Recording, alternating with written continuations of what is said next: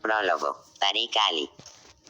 La tarjeta de presentación del TNI como un colectivo de activistas e investigadores queda totalmente confirmada con los ensayos que aparecen en esta oportuna compilación, hábilmente editada por Achim Van Eyck. El volumen llega en un momento en que se habla mucho sobre el declive del poder estadounidense, de su alcance imperial, de Irak como del Vietnam del siglo XXI y sobre el auge de China. Solo aquellos ojos cegados por el prejuicio pueden no ver la catástrofe que representa el Irak de la postocupación. Y como algunos de nosotros ya comentamos en su momento, la ocupación de Afganistán iba a desencadenar una resistencia de algún tipo. Eso también está pasando ahora, y las fuerzas ocupantes de la OTAN se ven sometidas a ataques diarios.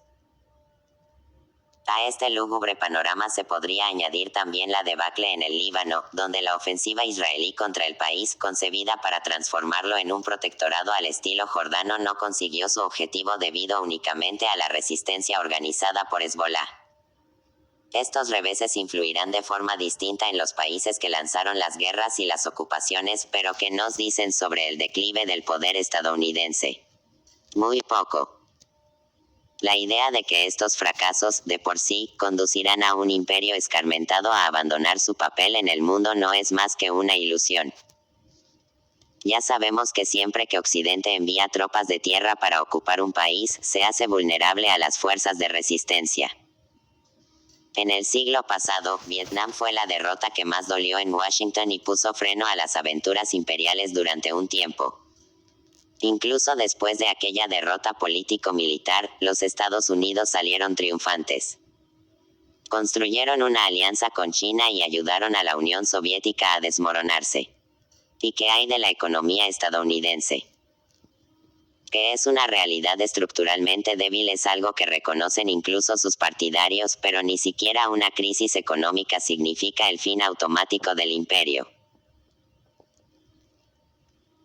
En una entrevista con el diario Manchester Guardian realizada en 1931, el dirigente soviético en el exilio León Trotsky explicaba cómo en 1928 les había dicho a sus camaradas de Moscú que aunque la crisis económica en los Estados Unidos se estaba profundizando, no hay absolutamente nada que justifique la conclusión de que ello restringirá o debilitará la hegemonía de Norteamérica. Semejante conclusión daría lugar a los más groseros errores estratégicos. Es justamente al revés. En un periodo de crisis, Estados Unidos ejercerá su hegemonía de manera más completa, descarada y brutal que en un periodo de auge. En el mundo globalizado de hoy esta afirmación es, si cabe, aún más cierta.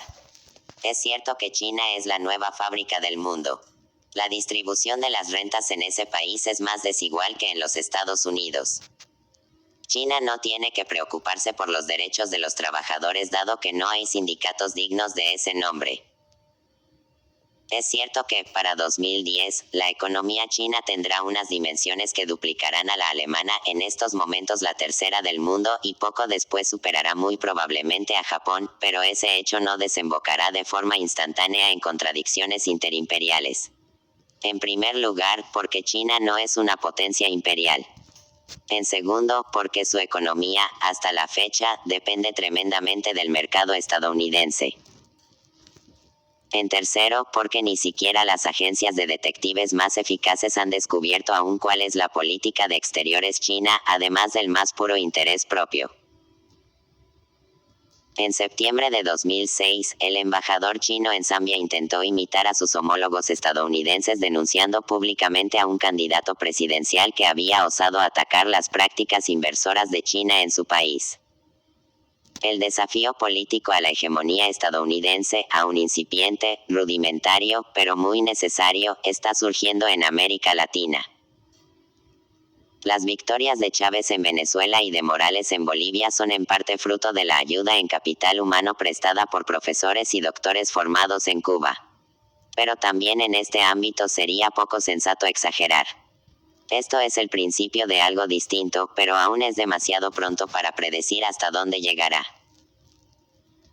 Si el Brasil de Lula hubiera adoptado una dirección parecida, se habría movilizado todo el continente, pero la brasileña resultó ser una versión tropical de Tony Blair. Donde el imperio ha sufrido un golpe duro ha sido en sus pretensiones ideológicas. Toda la retórica sobre guerras humanitarias ha quedado desmontada para revelarse como lo que es: una careta para que la nueva ofensiva imperial genere menos repulsa.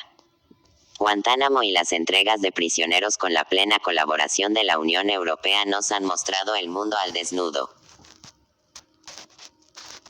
Adam Mike Nick y Václav Havel, los héroes de ayer, apoyan las políticas estadounidenses aún más ciegamente que sus predecesores a la Unión Soviética. Imre Nagy y Alexander Dubek, por citar solo dos, se opusieron a la Unión Soviética.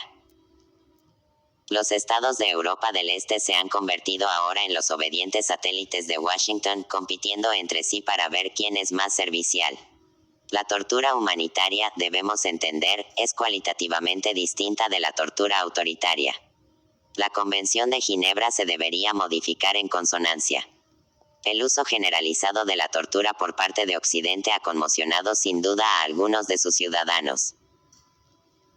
De ahí el impacto de las fotografías que podrían haber permanecido ocultas si una cadena estadounidense no hubiera decidido hacerlas públicas 6 meses después.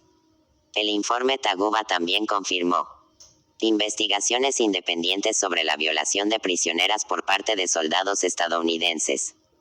A algunas se las obligó a enseñar sus pechos a la cámara. Las prisioneras enviaron un mensaje a la resistencia rogándoles que bombardearan y destruyeran la prisión, y acabaran por completo con su vergüenza y sufrimiento. Amal Kadam Suadi, una abogada iraquí que había obtenido permiso en noviembre de 2003 para visitar una base militar estadounidense en Bagdad, declaró al diario Guardian: era la única mujer que aceptó hablar sobre su caso.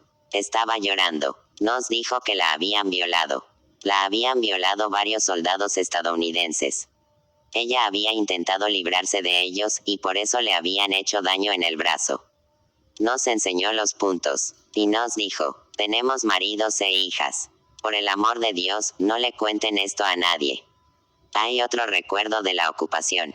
La foto de un soldado estadounidense acostándose con una iraquí. La guerra como pornografía. Esto es un gobierno imperial en su estado más crudo y no es nada nuevo. Ha tenido mejores momentos. Y podría dedicarse a cosas mejores. Para empezar, podría tener en cuenta las sabias palabras de un detenido iraquí.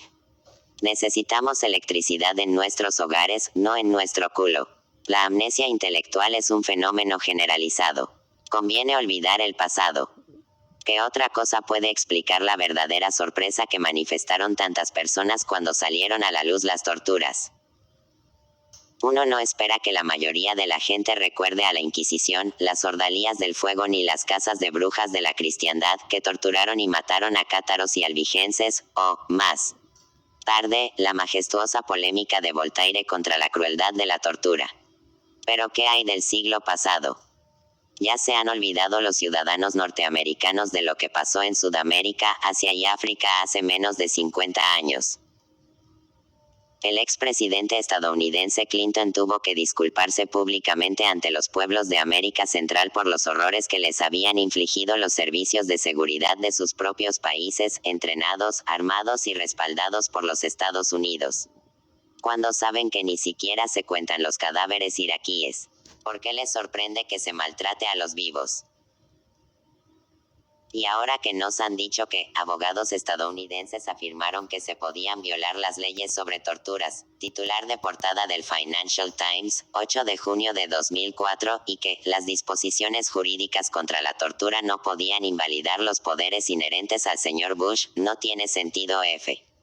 Fingir que los simpáticos soldados estadounidenses se estaban permitiendo un poco de diversión espontánea. Las órdenes llegaron desde arriba. El modelo debía ser una mezcla de Gaza y Guantánamo. Los soldados hicieron mal en obedecer las órdenes, pero ¿quién castigará a sus dirigentes? Yo estaba visitando Egipto y el Líbano cuando se conoció la noticia de las torturas. No me encontré con una sola persona, ni siquiera entre los europeos y los norteamericanos que trabajan allí, que manifestara sorpresa. En el mundo post-colonial, nunca ha dejado de resonar el eco de la historia. Y la tortura en Irak reavivó los recuerdos de Adén y Argelia, Vietnam e Irlanda y, sí, Palestina. En Vietnam, las atrocidades se sucedían a diario y sin tregua. Algunos oficiales llevaban collares hechos con las orejas de los prisioneros vietnamitas torturados. El líder del Sinn Féin, Gary Adams, que en su reencarnación oficial como hombre de Estado se convirtió en un visitante habitual de la Casa Blanca de Clinton y del número 10 de Downing Street, se sintió de todos modos obligado a recordar cómo él y otros terroristas fueron torturados y fotografiados en una prisión colonial británica en Irlanda durante los años 70. A algunos les habían arrancado las ropas y estaban desnudos con bolsas negras de arpillera en la cabeza. Estas bolsas llegaban hasta los hombros y no dejaban pasar la luz. Fueron golpeados con bastones y puñetazos en los testículos y los riñones, y golpeados entre las piernas. Se les retorcieron los brazos y los dedos, se les machacaron las costillas, se les introdujeron diversos objetos por el no, se les quemó con cerillas y se los usó para jugar a la ruleta rusa. Guardian, 5 de junio de 2004. 26. El pacifista palestino Mustafa Barghouti escribía estas palabras sobre lo que sigue ocurriendo en las prisiones israelíes.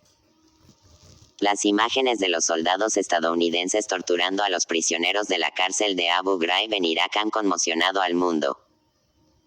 Sin embargo, para el pueblo palestino, estas fotografías de figuras encapuchadas o desnudas no son ninguna sorpresa.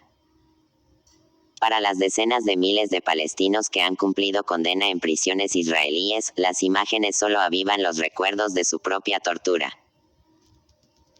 A pesar de que todas las pruebas, como la muerte y las heridas de numerosos detenidos palestinos, indican lo contrario, Israel sigue denegando que en sus cárceles se practique la tortura. Actualmente, hay más de 7.000 palestinos encarcelados en prisiones israelíes, muchos de ellos detenidos sin acusaciones formales ni juicio. La mayoría habrá sufrido algún tipo de tortura antes de su liberación. Es escandaloso reconocer que unos 650.000 palestinos han estado detenidos por Israel desde 1967, en su mayoría hombres adultos. Esto significa que casi 1 de cada 2 hombres adultos palestinos ha estado encarcelado.